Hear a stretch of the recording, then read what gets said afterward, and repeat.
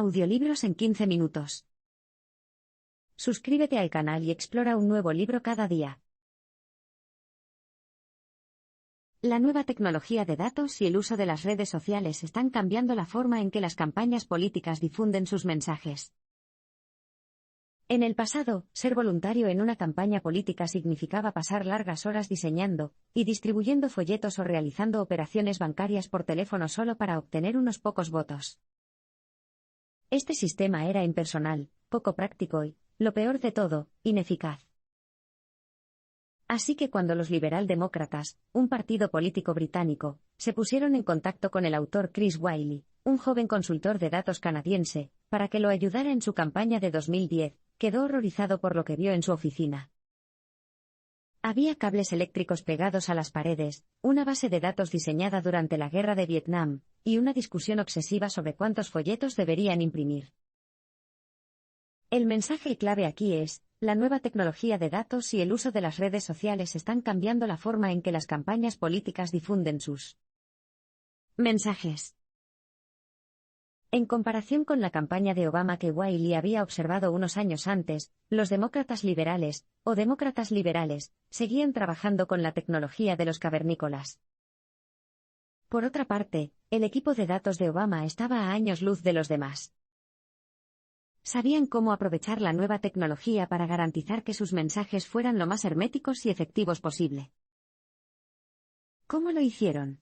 Sencillo, entendiendo el tipo de personas con las que necesitaban hablar y qué mensajes les llegarían exactamente. El equipo de Obama utilizó la red de activación de votantes, VAN, una herramienta de datos que contiene gran cantidad de información sobre los votantes, desde su edad y raza hasta sus suscripciones a revistas y las millas aéreas.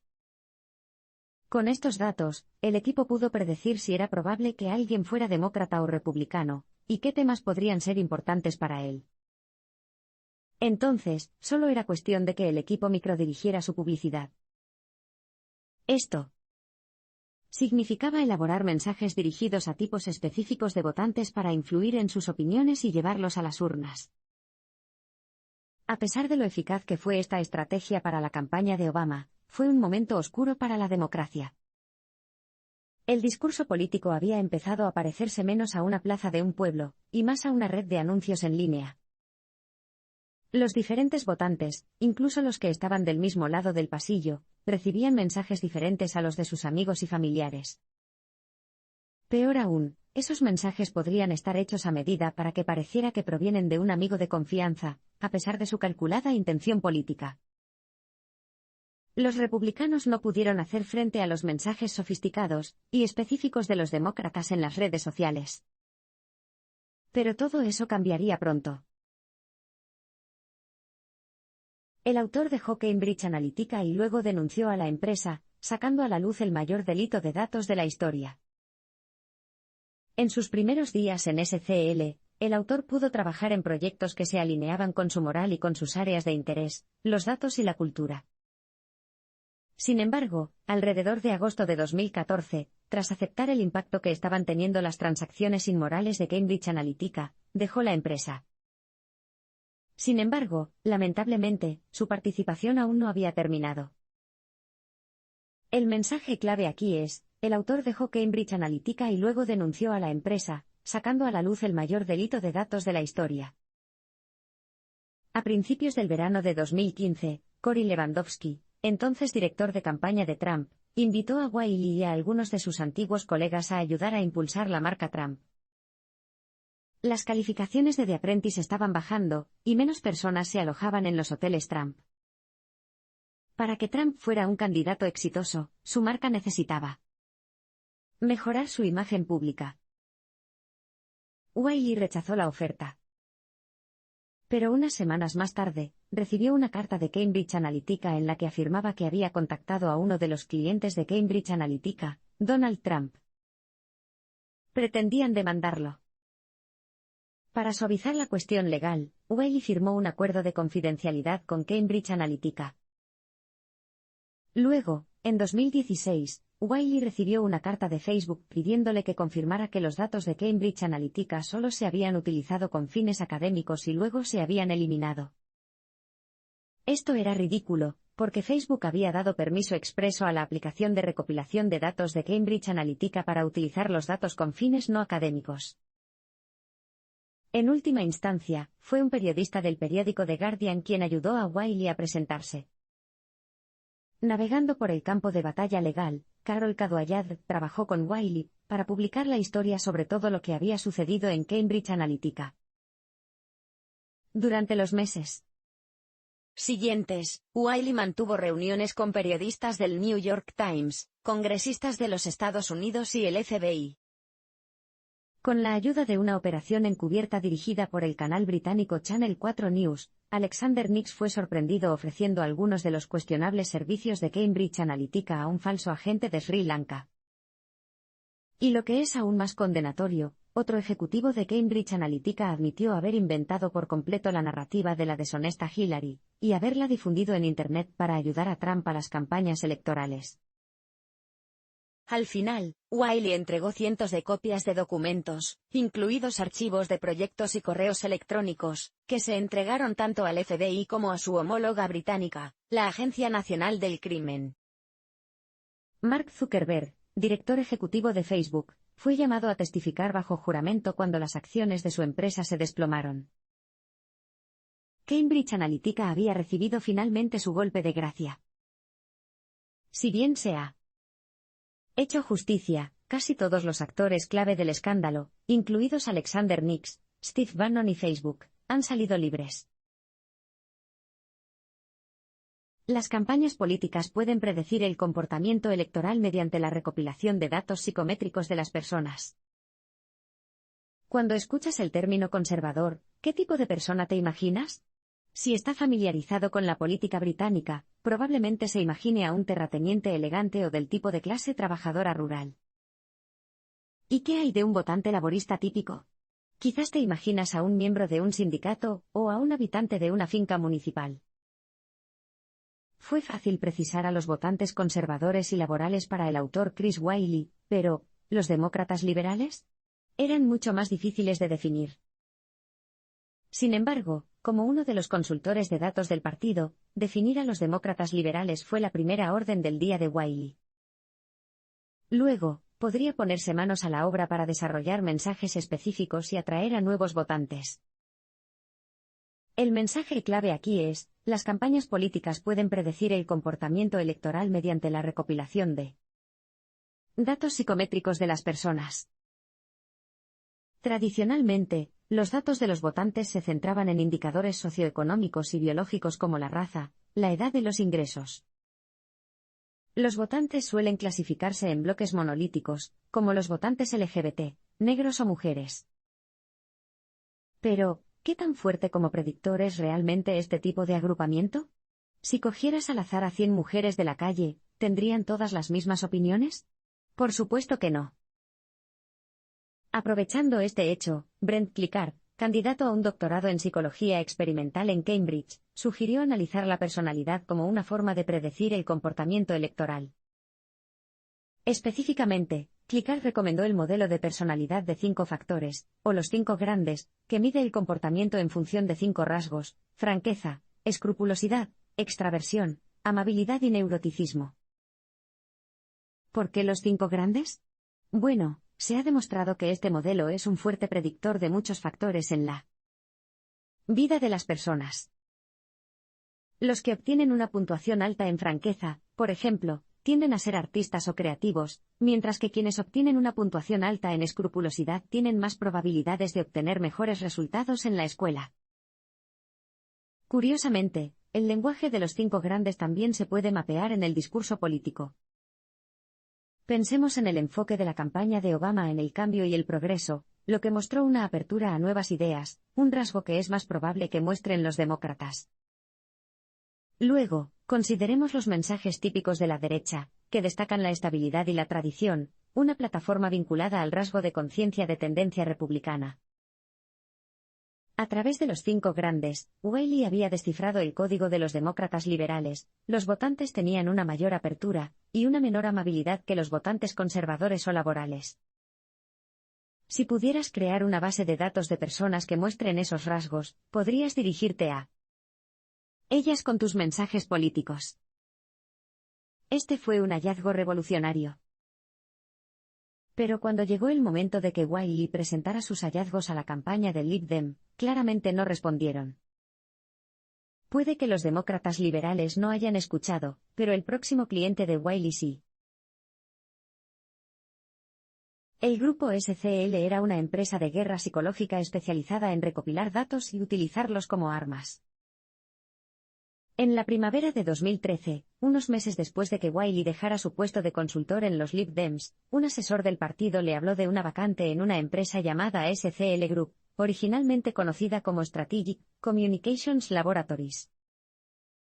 Su junta estaba formada por un grupo heterogéneo de políticos extranjeros, exministros del gabinete y comandantes militares retirados, y tenía acceso a información secreta del gobierno británico. Pero, ¿qué hizo SCL exactamente? Durante los próximos años, Wiley lo descubriría de primera mano. El mensaje clave aquí es, el grupo SCL era una empresa de guerra psicológica que se especializaba en recopilar y convertir datos en armas. La primera impresión que Wiley tuvo de SCL fue su oficina, adornada con candelabros adornados y alfombras bien tejidas. También hacía un calor sofocante, algo que más tarde descubrió que se hacía a propósito para que los clientes se sintieran incómodos y sudorosos durante las reuniones. Luego tuvo lugar su reunión con el director ejecutivo y cabecilla de SCL, Alexander Nix. Nix lució una figura llamativa con un traje finamente confeccionado, con un elegante acento educado en Eton a juego. Al explicar lo que implicaba el trabajo de SCL, señaló una foto de África y dijo, allí nos ganamos los corazones y las mentes. Ya sabes, sea como sea, eso tiene que suceder. Cuando escuchas el término guerra psicológica, puede sonar a ciencia ficción, pero, de hecho, no es nada nuevo en la historia de la humanidad. Basta con mirar a la Rusia del siglo XVI, donde Iván el Terrible instaló enormes sartenes en medio de la Plaza Roja de Moscú. Fueron diseñados para asar vivos a sus enemigos y aterrorizar a sus propios ciudadanos. O tomemos como ejemplo a Alejandro Magno, que dejó facciones de soldados en las ciudades que había saqueado para dispersar mejor la cultura griega y asimilar a los nuevos miembros de su imperio. Hoy en día, con la proliferación de las redes sociales, se puede librar una guerra en línea. Los grupos terroristas pueden aprovechar fácilmente los canales sociales para conseguir nuevos reclutas. Pero, ¿cómo puede un gobierno tomar represalias contra estas amenazas? Después de todo, no puedes lanzar un misil a Internet.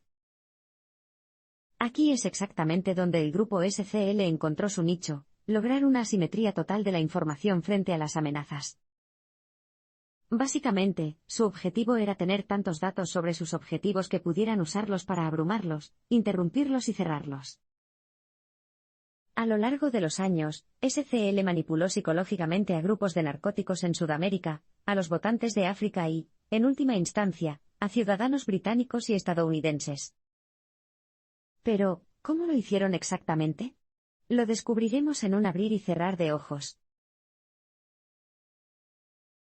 El grupo SCL utilizó sus tácticas de recopilación de datos y guerra psicológica para manipular objetivos en todo el mundo. Cuando Wiley comenzó a trabajar en SCL, su proyecto consistía en interrumpir una operación de narcóticos en un país sudamericano. Para ello, un equipo de psicólogos identificó primero sus objetivos, personas que exhibían rasgos neuróticos, narcisistas o paranoicos. Luego, SCL les enviaba mensajes específicos, como los jefes te están robando o van a dejar que cargues con la culpa, por ejemplo. Una vez que los objetivos habían recibido estos mensajes inventados, tenían que conocerse. Los objetivos originales formaron grupos, compartieron rumores y exacerbaron la paranoia de los demás. Pronto, los rumores comenzaron a expandirse, infectando las mentes de personas ajenas al grupo, y desestabilizando toda la operación de narcóticos desde dentro. El mensaje clave aquí es, el grupo SCL utilizó sus tácticas de recopilación de datos y guerra psicológica para manipular objetivos en todo el mundo. Mientras manipulaba objetivos en Sudamérica, el SCL solía ser una fuerza positiva en Oriente Medio, donde hay una gran población de hombres jóvenes que corren el riesgo de ser reclutados por grupos terroristas. SCL utilizó sus probadas tácticas de manipulación psicológica para desradicalizar y alejar a estos hombres de la tentación de la violencia. Pero SCL estaba lejos de ser un agente moral. Interfirió en las elecciones de varios países en desarrollo, lo que, según Nix, era perfectamente aceptable. Tomemos el ejemplo de Trinidad y Tobago. SCL accedió a ayudar al Ministerio de Seguridad Nacional de Trinidad a utilizar los datos para predecir cuáles de sus ciudadanos tenían más probabilidades de cometer delitos en el futuro. Al menos, ese era el objetivo declarado del ministerio, pero SCL sabía que si el gobierno trinitense disponía de una herramienta para pronosticar la conducta delictiva, también podía identificar a los posibles seguidores políticos. Sin datos censales exhaustivos, SCL necesitaba una forma diferente de catalogar a los ciudadanos de Trinidad. Así que enviaron un equipo a varias compañías de telecomunicaciones del Caribe, y preguntaron si SCL podía acceder a sus datos. ¿Su respuesta? Sorprendentemente, sí. Esta asociación con las compañías de telecomunicaciones permitió a SCL elegir cualquier dirección IP, y ver lo que su propietario estaba navegando en Internet en tiempo real. Una vez, el autor vio cómo un trinitense cambiaba entre ver pornografía y buscar recetas de plátanos. Nix lo miró, riendo sin control. Trinidad, Sudamérica y Oriente Medio eran una cosa, pero pronto, SCL tuvo la oportunidad de trabajar con un cliente mucho más grande. En octubre de 2013, Nix le pidió al autor que viajara a Cambridge y conociera a alguien a quien llamó Steve de Estados Unidos. Steve Bannon quería trabajar con SCL para ganar la guerra cultural en Estados Unidos. Cuando el autor llegó a Cambridge, lo llevaron a un hotel, donde se encontró cara a cara con un personaje rudo, con el pelo descuidado y el rostro rubicundo. Resultó que Steve from America no era otro que Steve Bannon, un don nadie en ese momento, pero que pronto se convertiría en un actor clave infame en la campaña de Trump. Al principio, Wiley vio a un típico hombre blanco, viejo y hetero en Bannon. Pero después de una conversación de 4 horas sobre temas que van desde Foucault hasta la feminista de la tercera ola Judith Butler, Wiley se dio cuenta de que Bannon era más de lo que aparentaba. Finalmente, Bannon le confió al autor que estaba interesado en cambiar la cultura estadounidense. El mensaje clave aquí es, Steve Bannon quería trabajar con SCL para ganar la guerra cultural en Estados Unidos. SCL creía que podía ayudar a Bannon al convertir los datos en armas, tal como lo había hecho en Sudamérica y otros lugares del mundo. Sin embargo, nunca había llevado a cabo una operación a una escala tan grande como la de Estados Unidos. Así que, para probar sus capacidades, SCL decidió realizar un experimento de prueba de concepto en Virginia. Empezarían por enviar un equipo para organizar grupos focales y conversaciones abiertas con los lugareños, solo para conocerlos. SCL descubrió que los virginianos estaban particularmente preocupados por el candidato republicano a gobernador, Ken Cuccinelli. Una de las propuestas de Cuccinelli fue restablecer la ley de delitos contra la naturaleza de Virginia, que técnicamente prohibiría el sexo oral y anal. Las personas de los grupos focales de SCL generalmente estaban en contra de las relaciones sexuales entre hombres, por lo que podrían haber apoyado esta ley. Pero no estaban muy entusiasmados con la idea de Cuccinelli de prohibir el sexo oral, que estaba dirigido a todos, independientemente de su orientación sexual o estado civil. SCL quería saber si podían convencer a los republicanos de Virginia para que apoyaran a Cuccinelli utilizando su conocimiento del perfil psicométrico de un republicano típico combinado con los datos de su investigación de campo. Sabían que, según las estadísticas resultantes de las pruebas de personalidad de los 5 grandes, los conservadores tienden a obtener puntajes más altos en escrupulosidad, lo que significa que disfrutan de estabilidad y no les gustan las sorpresas. Y SCL también sabía que los virginianos se desanimaban por la obsesión de Cuccinelli por prohibir el sexo oral. Al combinar estos dos conocimientos, Mark Hedleson, compañero de equipo de Wiley, ideó un mensaje de campaña en el que reconocía el desagrado de los conservadores por la postura de Kucinelli sobre la ley de crímenes contra la naturaleza y, al mismo tiempo, argumentaba que sus opiniones eran, al menos, consistentes y predecibles. Esto influyó en su rasgo de conciencia de los 5 grandes. El mensaje decía: puede que no estés de acuerdo, pero al menos sabes cuál es mi postura. Ese mensaje superó a todos los demás que probó el equipo de SCL. Habían influido en un grupo de votantes al utilizar sus datos psicométricos. Y en el proceso, habían demostrado que los republicanos estarían dispuestos a aceptar y apoyar a un candidato que pareciera loco, siempre y cuando esa locura fuera constante. La recién creada Cambridge Analytica utilizó información del censo, intermediarios de datos y Facebook para recopilar todos los datos que necesitaba. Tras el éxito rotundo del experimento de Virginia, llegó el momento de que SCL asegurara la financiación para su operación a mayor escala en Estados Unidos. Al final, Nix y su equipo lograron convencer a un adinerado donante republicano llamado Robert Mercer de que donara $20 millones en fondos para el proyecto. Debido a las complejidades legales de la financiación política, SCL necesitaba crear una empresa filial que tuviera su sede en los Estados Unidos, pero que aún tuviera acceso a los datos de SCL. Para jugar con la autoidentificación de Bannon como intelectual y filósofo, y a pesar de que SCL no tenía ninguna afiliación real con la Universidad de Cambridge, se decidieron por el nombre de Cambridge Analytica. El mensaje clave aquí es: la recién creada Cambridge Analytica utilizó la información del censo, los intermediarios de datos y Facebook para recopilar todos los datos que necesitaba. Tras conseguir la financiación, llegó el momento de que Cambridge Analytica empezara a recopilar los datos que necesitaba para iniciar su operación de guerra psicológica. Afortunadamente para ellos, durante el experimento de Virginia, el equipo ya había comprado el acceso a montones de información personal de los ciudadanos, gran parte de ella a través de intermediarios de datos como Experian y del Censo de los Estados Unidos. La pieza final fue recopilar los datos psicométricos necesarios para empezar a dirigirse a votantes específicos. Para ello, Cambridge Analytica se asoció con Alexander Coughan, un profesor de Cambridge que se especializó en modelos computacionales de personalidad. Coughan diseñó una aplicación a través de la cual los usuarios realizaban un test de personalidad a cambio de una pequeña cantidad de dinero. ¿El truco? Los usuarios iniciaron sesión en la aplicación con sus inicios de sesión de Facebook. Y eso le dio a Cambridge Analytica una forma sencilla de acceder a datos que iban mucho más allá del alcance del test de personalidad original.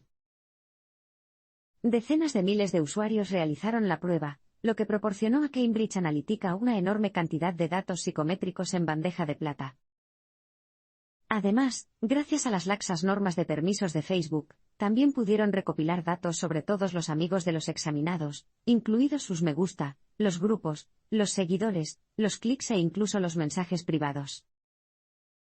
Esta información permitió al modelo computacional del equipo adivinar cómo habría respondido un usuario a la encuesta, a pesar de que en realidad nunca la respondió.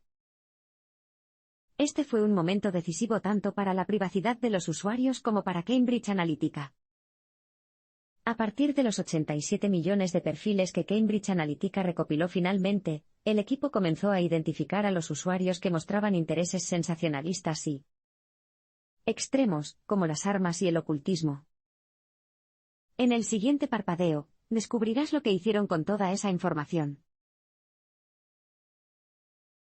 Cambridge Analytica y sus socios cercanos, los rusos, usaron Facebook para atacar a grupos vulnerables. Es posible que hayas oído hablar de Gamergate, un escándalo muy publicitado que tuvo lugar en 2014 en el que una comunidad de jugadores misóginos engañó y acosó a mujeres. Muchos de ellos eran miembros de la comunidad en línea de incels, o célibes involuntarios. Se trataba principalmente de hombres blancos jóvenes y heterosexuales que habían sido rechazados por las mujeres y que se sentían en desventaja económica, y estaban enojados por ello. El mensaje clave aquí es: Cambridge Analytica y sus socios cercanos, los rusos, usaron Facebook para atacar a grupos vulnerables. Incels y otros como ellos se convirtieron involuntariamente en los objetivos principales de Cambridge Analytica. La empresa identificó a los usuarios de Facebook que mostraban rasgos de personalidad pertenecientes a la tríada oscura: narcisismo, maquiavelismo y psicopatía. Estas personas fueron atacadas no solo a través de las aplicaciones de personalidad de Facebook, sino también a través de calculadoras y aplicaciones de calendario diseñadas por Cambridge Analytica. Al descargarse, la aplicación extraería todos los datos archivados de Facebook del usuario.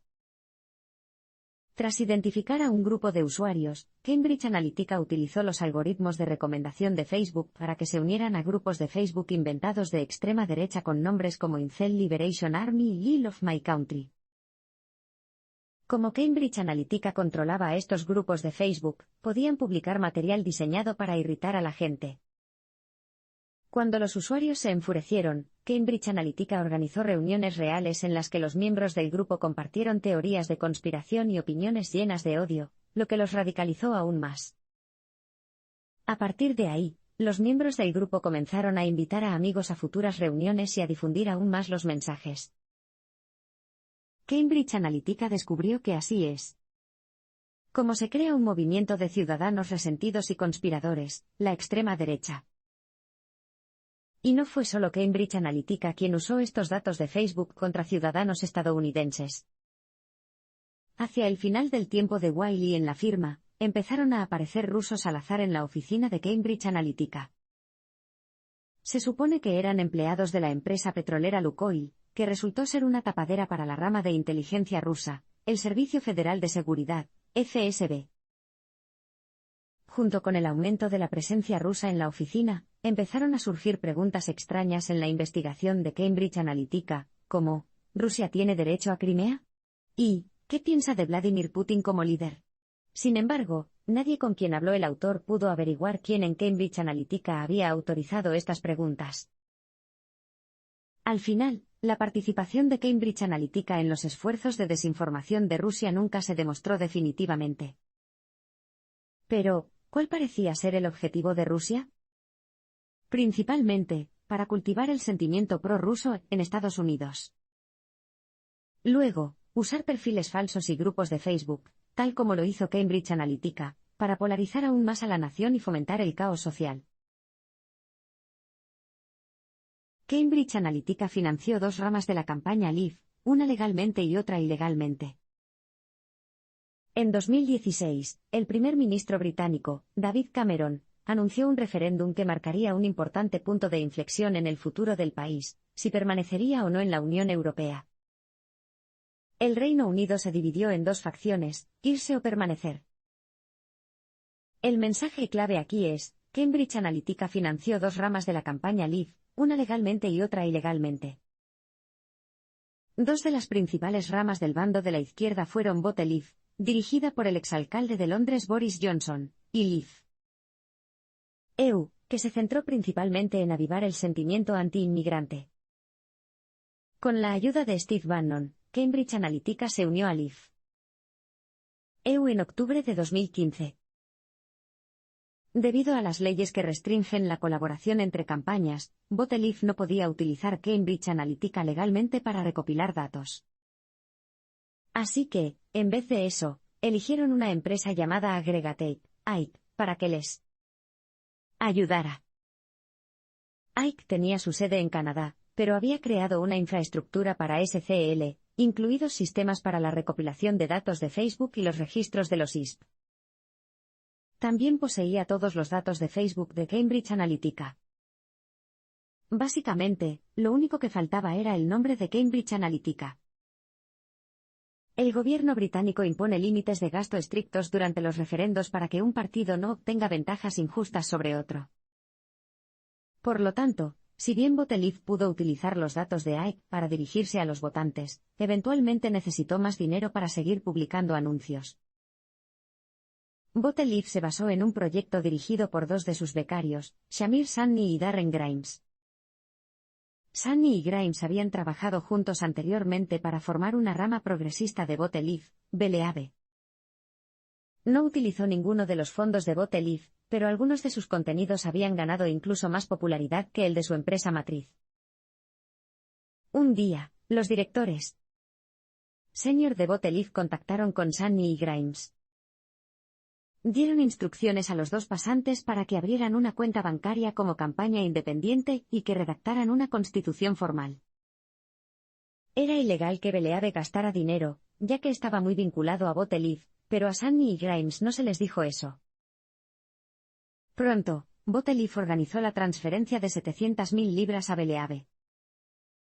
Sin embargo, nada de eso iba a ir a la nueva cuenta bancaria de Beleave. En cambio, Botelief lo transferiría automáticamente a AIK, de manera ilegal. Y dado que los nombres de Sunny y Grimes estaban en los documentos legales, cargarían con la culpa si algo de esto saliera a la luz. Así que, al final, Beleave logró obtener fondos adicionales ilegales, y acceder a todos los datos de Cambridge Analytica. En un abrir y cerrar de ojos, veremos por qué los mensajes de Cambridge Analytica fueron tan efectivos durante el referéndum sobre el Brexit. AIK, SCL y Cambridge Analytica aprovecharon los sesgos cognitivos para ganar las elecciones. ¿Alguna vez te has preguntado por qué algunas personas siguen Fox News tan religiosamente? Claro, sus mensajes influyen en los sentimientos políticos existentes de sus televidentes. Pero también hay algunas tácticas psicológicas calculadas en juego. El mensaje clave aquí es, AIK, SCL y Cambridge Analytica aprovecharon los sesgos cognitivos para ganar las elecciones. Fox suele transmitir narraciones hiperbólicas diseñadas específicamente para avivar la ira de la gente. ¿Por qué? Porque la ira desencadena la heurística afectiva, que lleva a las personas a tomar atajos mentales muy influenciados por sus emociones. Probablemente puedas recordar un momento en el que dijiste algo de lo que luego te arrepentiste durante una acalorada discusión. Esa era la heurística afectiva en juego, que hacía que pensaras y actuaras de manera irracional. Cuando Fox activa la ira de la gente, introduce a los televidentes en su grupo de estadounidenses comunes y corrientes. Los presentadores se dirigen directamente a la audiencia, haciendo referencias constantes a nosotros. Esto desencadena otro sesgo, el razonamiento motivado por la identidad, que hace que las personas vean las declaraciones fácticas como ataques a su identidad. Como resultado, las personas rechazan cualquier información, objetiva o no, que amenace su visión del mundo. En el Reino Unido, Leaf utilizaba tácticas similares en sus mensajes. Mientras tanto, Remain se limitó principalmente a sembrar miedo, intentando llamar la atención de los votantes sobre las posibles consecuencias económicas de abandonar la Unión Europea. Sin embargo, esos argumentos fueron totalmente ineficaces contra los enfurecidos ciudadanos partidarios de la licencia. A diferencia de Remain, Leaf se centró en hacer que sus votantes se enojaran e indignaran, lo que redujo la necesidad de un razonamiento basado en hechos. Peor aún, en realidad, hizo que algunos votantes objetivo apoyaran una posible amenaza a la economía. ¿Por qué? Porque una recesión económica significaba que sus principales oponentes, los liberales metropolitanos y los inmigrantes, también sufrirían. En cierto modo, sus votos se convertirían en un castigo para las personas del otro lado. Utilizando los datos de AI, Botelief publicó más de 100 anuncios diferentes con más de 1.433 mensajes diferentes para sus votantes objetivo en la semana previa al referéndum. Estos anuncios estaban dirigidos a unos pocos millones de votantes, pero fueron reproducidos más de 169 millones de veces.